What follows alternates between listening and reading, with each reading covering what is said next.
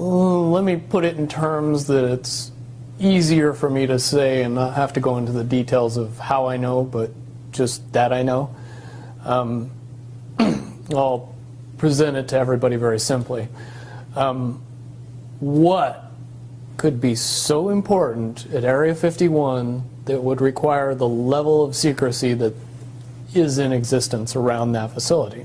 One of the caveats that I do have some personal information that I did get personally involved in was some information that had to do with the Stargates and Looking Glass.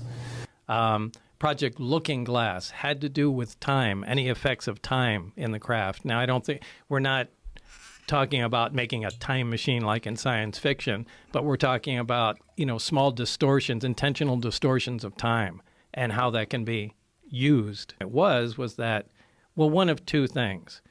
Either there's a gravitational envelope in there which negates any inertia effects, or you are seeing through a gravity distortion field.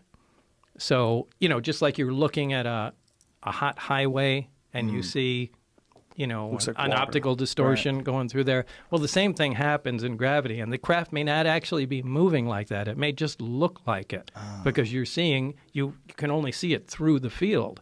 So it may be making much more gentle moves. I'm not saying that's it, but it has to be one of the two.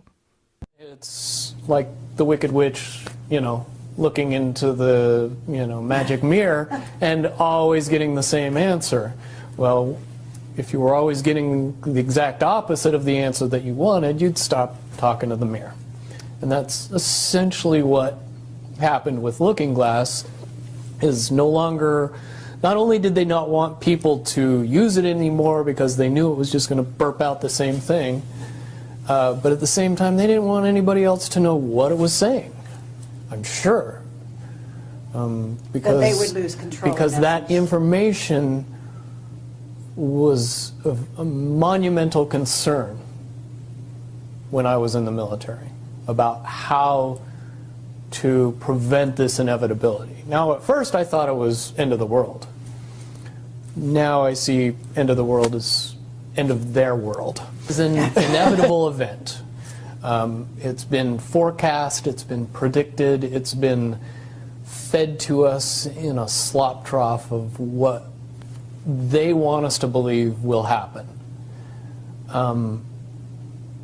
But they don't However, know. they don't actually have control over what happens.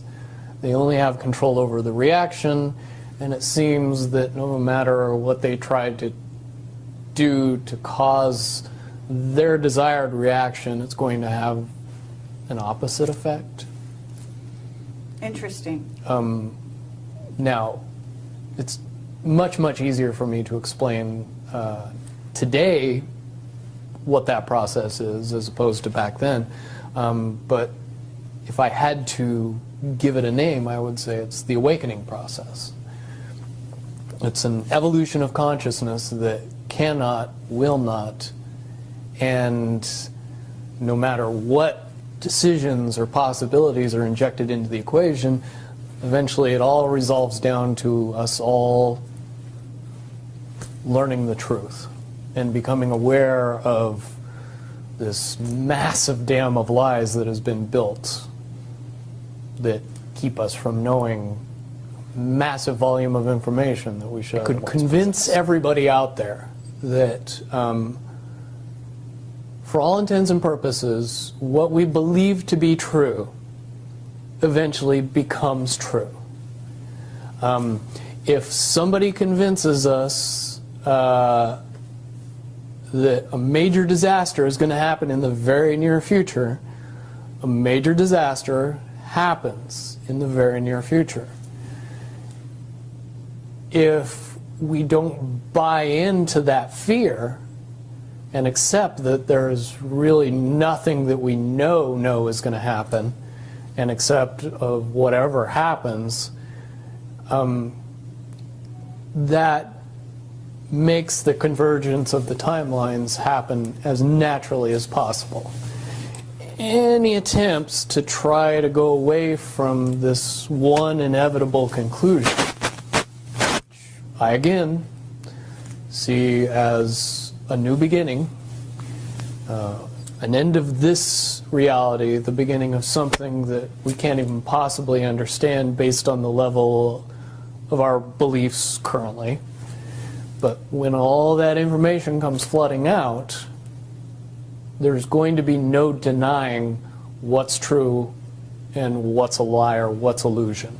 As far as advanced intellectual abilities, as far as simple intelligence levels, and cognitive skills of the human race has increased exponentially in the past 20 years. And people that were 10 years old in 1991 are now 30 years old and fully awake and conscious of this burning inside that says, I am a lot more than what I see in the mirror.